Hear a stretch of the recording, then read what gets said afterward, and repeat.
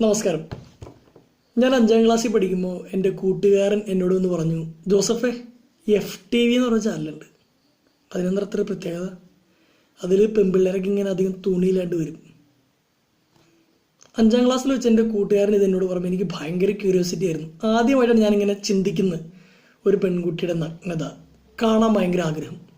എൻ്റെ വീട്ടിലാണെങ്കിൽ അന്ന് കേബിൾ TV ഇല്ല. അപ്പോൾ FTV എന്നൊക്കെ പറഞ്ഞ് നമ്മൾ ആദ്യമായിട്ടാണ് കേൾക്കുന്നത്. ആ വർഷം എൻ്റെ വീട്ടിൽ കേബിൾ TV എടുത്തു. അപ്പോൾ എൻ്റെ ആദ്യത്തെ ക്യൂരിയോസിറ്റി ഈ FTV എങ്ങനെയും കാണുക എന്നുള്ളതാണ്. അപ്പോൾ ഒരു ദിവസം ഞാൻ വീട്ടിൽ ആരുമില്ലാത്തപ്പോൾ FTVയുടെ ചാനൽ കണ്ടെത്തി. പക്ഷെ അത് കാണാൻ ധൈര്യമില്ല. മെല്ലെ മെല്ലെ ധൈര്യം സംഭരിച്ചു. ഒരു ദിവസം അപ്പച്ചൻ പുറത്തേക്ക് നടക്കാൻ പോയി, അമ്മ അടുക്കളയിൽ പണിയെടുത്തുകൊണ്ടിരിക്കുന്നു. ഞാൻ ഈ FTV കണ്ടെത്തി. FTVയും സൂര്യ TVയും തമ്മിൽ കണക്ട് ചെയ്തു. സ്വാപ്പ് എന്ന ബട്ടൺ വെച്ച് നമുക്ക് ഒരു തവണ പ്രസ് ചെയ്യുമ്പോൾ സൂര്യ TVയിലോട്ട് പോകും. അതുപോലെ തന്നെ പെട്ടെന്ന് പ്രസ് ചെയ്താൽ FTVയിലോട്ട് പോകും. അങ്ങനെ അമ്മ അടുക്കളയായിട്ട് ശബ്ദം ഉണ്ടാക്കുന്നത് കേൾക്കുമ്പോൾ ഞാൻ FTV ഇങ്ങനെ ആകാംക്ഷയോടെ കാണാമായിരുന്നു. ആദ്യമായിട്ട് നമ്മളിങ്ങനെ പെൺകുട്ടിയുടെ നഗ്നത ഇങ്ങനെ എൻജോയ് ചെയ്യണം. അമ്മ ഇങ്ങനെ ഒച്ച ഉണ്ടാക്കുന്ന പെട്ടെന്ന് കടലുണ്ടി ട്രെയിൻ അപകടമായിരുന്നു അന്ന് സൂര്യ TVയിൽ. ഞാൻ ഇന്നും ഓർക്കുന്നു. ആ വാർത്ത റൺ ചെയ്തുകൊണ്ടിരിക്കുകയാണ്. അപ്പോൾ അമ്മയുടെ ശബ്ദം കേൾക്കുമ്പോൾ നമ്മൾ കടലുണ്ടി ഇടും, അമ്മ മാറുമ്പോൾ നമ്മൾ FTV ഇടും. ഇതിങ്ങനെ കണ്ടിന്യൂ ചെയ്തുകൊണ്ടിരുന്നു. പെട്ടെന്ന് അമ്മ ഇങ്ങോട്ട് കയറി വന്നു. ഉടനെ ഞാൻ കടലുണ്ടി ഇട്ടു. അമ്മ എന്നോട് ചോദിച്ചു, ജോസഫ് നീ എന്താ കാണണേ? അമ്മയുടെ സൂര്യ TVയിൽ കടലുണ്ടി ട്രെയിൻ അപകടം അപകടം. അതിനകത്ത് എന്തൊരു ഇംഗ്ലീഷിൽ മ്യൂസിക്കൊക്കെ കേട്ടല്ലോ. അമ്മ അത് വല്ല പാട്ട് വേറെ എവിടെയെങ്കിലും കേട്ടതായിരിക്കും. നീ എന്താ കണ്ടുകൊണ്ടിരിക്കണേ? ന്യൂസ് കണ്ടുകൊണ്ടിരിക്കുന്നു. നീ കണ്ടുകൊണ്ടിരുന്ന മറ്റേ ചാനലിട്ട്. ഏത് ചാനലമ്മേ? നീ നേരത്തെ കണ്ട മറ്റേ ചാനൽ ഇടാനാ പറഞ്ഞേ. അമ്മ എൻ്റെ നിന്ന് റിമോട്ട് തട്ടി പറിച്ചിട്ട് അമ്മ FTV ഇട്ടു, സ്വാപ്പ് ബട്ടൺ വൈകിട്ട്. അപ്പം ഞാൻ ഇങ്ങനെ അയ്യേ എന്ന് നമ്മളിങ്ങനെ കണ്ണൊക്കെ ഇങ്ങനെ പൊത്തി.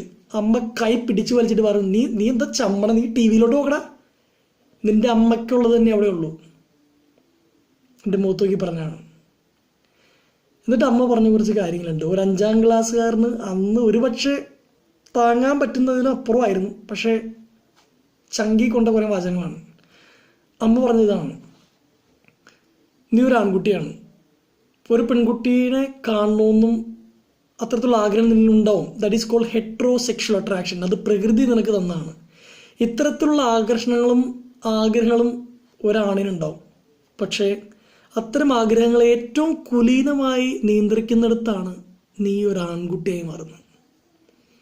നീ ഇപ്പോൾ ഒരു പെൺകുട്ടിയായിരുന്നെങ്കിൽ ഒരു 16-17 വയസ്സാകുമ്പോൾ പ്രകൃതി തന്നെ നിന്റെ ശരീരത്തിൽ കുറേ മാറ്റങ്ങൾ വരുത്തുമായിരുന്നു. അന്ന് ഒരു പെൺകുട്ടിക്ക് അമ്മ പറഞ്ഞു കൊടുക്കും, എന്തിനാണ് മോളെ ശരീരത്തിൽ ഈ മാറ്റം വരുന്നത്. ഒരു പെൺകുട്ടിയോട് അവളുടെ ശരീരത്തെ പറ്റി പറഞ്ഞു കൊടുക്കുന്ന അവളുടെ അമ്മയാണ്. കാരണം പ്രകൃതി ആദ്യം അവളെ കൈപിടിച്ച് നടത്തും, കൂടെ അവളുടെ അമ്മ ഗുരുവായിട്ട്. നിങ്ങൾ ആമ്പിള്ളേർക്ക് ഇത് പറഞ്ഞു തരാൻ പ്രകൃതിയായിട്ടൊന്നും ഒരുക്കിയിട്ടില്ല, അതുകൊണ്ട് അമ്മ പറഞ്ഞു തരാണ്. ഹെട്രോസെക്ഷൽ അട്രാക്ഷൻ എന്ന സംഭവമുണ്ട്. ഒരു പെൺകുട്ടിയോട് നമുക്ക് സ്വാഭാവികമായിട്ട് തോന്നുന്ന ആകർഷണം അത് പെണ്ണിന് തിരിച്ചുകൊണ്ടാവും. ഒരു ആൺകുട്ടിക്ക് ഒരു പക്ഷേ അത് കൂടുതലായിരിക്കും. കാരണം ആൺകുട്ടിയുടെ ഹോർമോൺ അങ്ങനത്തെയാണ്. കാടിൻ്റെ അതിജീവനത്തിൽ ഉപയോഗിക്കുന്ന ടെസ്റ്റോസ്റ്ററോൺ എന്നുള്ള ഹോർമോണാണ് നിങ്ങളുടെ. ഇത്ര ആകർഷണങ്ങൾ കൂടുതലായിരിക്കും. പക്ഷേ അതിനെ നിയന്ത്രിക്കാനുള്ള വിൽ പവർ ഒരാണിന് ദൈവം തന്നെ വന്നിട്ടുണ്ട്. പണ്ടൊരിക്കൽ ഒരു ബ്രഹ്മചാരിയ ഗുരു ഒരു പാടത്തൂടെ നടന്നു വരുന്നു. അപ്പോൾ സ്ത്രീകളെ കാണുമ്പോൾ അയാളിങ്ങനെ വഴിമാറി നടക്കും. ഒരു ദിവസം ഒരു സ്ത്രീ ആ ഗുരുവിൻ്റെ അടുത്ത് ചെന്നിട്ട് പറഞ്ഞു, ഗുരു, ഞങ്ങൾ മുഖമുയർത്തി നോക്കാൻ പഠിക്കുക, ഞങ്ങൾ സ്ത്രീകളാണെന്ന് ഞങ്ങൾ ഓർമ്മിപ്പിക്കാത്ത വിധത്തിൽ. ഇത്തരം കാര്യങ്ങൾ അമ്മ എന്ന് എൻ്റെ അടുത്ത് പറഞ്ഞപ്പോൾ ഞാൻ ചമ്മി ലജ്ജ കൊണ്ട് ഞാൻ എൻ്റെ തൊലി ഉരിഞ്ഞു പോയി. പക്ഷേ ഉള്ളിൻ്റെ ഉള്ളിൽ ആഴത്തിൽ പതിഞ്ഞിട്ടുണ്ട് ഇത്തരം ആഗ്രഹങ്ങൾ സ്വാഭാവികമാണെന്നും, പക്ഷേ അതിനെ നിയന്ത്രിക്കുന്നിടത്ത് മാത്രമാണ് ഞാനൊരു ജെന്റിൽമാൻ ആവുന്നതെന്ന്. നമ്മുടെ നാട്ടിൽ ഇപ്പോൾ പല കാര്യങ്ങൾ നടക്കുന്നുണ്ട്. പക്ഷേ നമ്മളിങ്ങനെ അവരെ ജയിലിൽ കൊണ്ടുപോകണം, തൂക്കിക്കൊള്ളണം എന്ന മുറവിളി കൂട്ടുന്നതിന് മുമ്പ് നമുക്ക് ആദ്യത്തെ മാറ്റം കുടുംബത്തിൽ വരുത്താം. ലെഫ്റ്റ് റൈറ്റ് ലെഫ്റ്റ് എന്ന പടം തുടങ്ങുന്നതിന് മുമ്പ് ഒരു വാചകമുണ്ട്, a man is half DNA, half unknown, and the other part is his childhood experiences.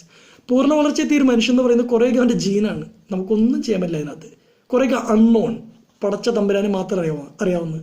പിന്നെയുള്ളത് ചൈൽഡ്ഹുഡ് എക്സ്പീരിയൻസസ് ആണ്. ഈ 3 കാര്യങ്ങളാണ് ഒരു പയ്യനെ പുരുഷനാക്കി മാറ്റുന്നത്. നമുക്കിവിടെ കൺട്രോളുള്ള കാര്യം എന്ന് പറഞ്ഞാൽ ചൈൽഡ്ഹുഡ് എക്സ്പീരിയൻസ് ആണ്. നമ്മുടെ കുടുംബത്തിലെ മക്കൾക്ക് എന്ത് നല്ല എക്സ്പീരിയൻസാണ് നമ്മൾ കൊടുക്കുന്നത്, അത് അവനായിത്തീരും. ഒരു പെൺകുട്ടിയെ ചെറുപ്പത്തിലേ അവനോട് ബഹുമാനിക്കണം, അവളെ പ്രൊട്ടക്റ്റ് ചെയ്യണമെന്ന് പറഞ്ഞ് പഠിപ്പിച്ചാൽ അവൻ അത്ര എളുപ്പത്തിലൊന്നും വഴിയേറ്റി പോവില്ല. ഇന്ന് ചാനൽ ചർച്ചകളും പത്രങ്ങളിൽ കുറേ ഡിസ്കഷൻസൊക്കെ നടക്കുന്നു. പക്ഷേ എൻ്റെ മനസ്സിൽ തോന്നിയൊരു കാര്യം ഇതാണ്, ഞാൻ വായിച്ചറിഞ്ഞ പുസ്തകങ്ങളിൽ നിന്ന് ഞാൻ മനസ്സിലാക്കിയൊരു കാര്യമാണ്. മാറ്റം വരേണ്ടത് നമ്മുടെ ഉള്ളിലാണ്, നമ്മുടെ എഡ്യൂക്കേഷൻ സിസ്റ്റത്തിലാണ്, നമ്മുടെ കുടുംബത്തിലാണ്. പ്രശസ്തമായൊരു വാചകമുണ്ട്, parents are tanks, children are taps. മാതാപിതാക്കൾ എന്ന് പറയുന്നത് ടാങ്കും മക്കളെന്ന് പറയുന്ന ടാപ്പുമാണ്. ടാങ്കിൽ നല്ല വെള്ളമുണ്ടെങ്കിൽ പൈപ്പിൽ കൂടെ നല്ലതേ വരൂ. ടാങ്കിൽ ചീത്ത വെള്ളമാണെങ്കിൽ പൈപ്പിൽ കൂടെ ചീത്ത വെള്ളമേ വരൂ. നമുക്കൊന്ന് ആഞ്ഞ് ശ്രമിക്കാം. എന്നെപ്പോലുള്ള നമ്മളെപ്പോലുള്ള ചെറുപ്പക്കാർ, കണ്ടുപിടിച്ച ചെറുപ്പക്കാരോട് ഞാൻ പറയും, നമ്മളാണ് ഇനി അടുത്ത ജനറേഷന് ജന്മം കൊടുക്കുന്നത്. നമ്മുടെ തൊട്ട് താഴത്ത് അനിയത്തിമാരും അനിയന്മാരും ഉണ്ട്. നമ്മൾ എങ്ങനെ പെൺകുട്ടികളോട് പെരുമാറുന്നു എന്ന് കണ്ടാണ് അവർ വളരുന്നത്. നമ്മൾ വാട്സാപ്പിൽ ഷെയർ ചെയ്യുന്ന കാര്യങ്ങൾ കണ്ടാണ് അവരും വളരുന്നത്. ആദ്യം നമ്മൾ പ്രതികരിക്കേണ്ടത് നമ്മളോട് തന്നെയാണ്. We should be the change. ഇതിലെന്തെങ്കിലും സത്യമുണ്ടെന്ന് തോന്നുകയാണെങ്കിൽ നിങ്ങൾക്ക് ആക്സെപ്റ്റ് ചെയ്യാം, അല്ലെങ്കിൽ അർഹിക്കുന്ന അവഗണനയോട് നമ്മളെ പുച്ഛിച്ച് കൊള്ളാം. എൻ്റെ പേര് ജോസഫ് അന്നംകുട്ടി ജോസ് എന്നാണ്. ഒരു പുസ്തകമൊക്കെ എഴുതിയിട്ടുണ്ട്. നിങ്ങൾക്ക് എന്തെങ്കിലും അഭിപ്രായം ഉണ്ടെങ്കിൽ ഫേസ്ബുക്കിൽ വന്ന് എൻ്റെ ചാറ്റ് വിൻഡോയിൽ പറയാം. നമുക്ക് എല്ലാവർക്കും കൂടി പുതിയൊരു തുടക്കം തുടങ്ങാന്നേ. Every woman is our responsibility, not an opportunity. Thank you very much.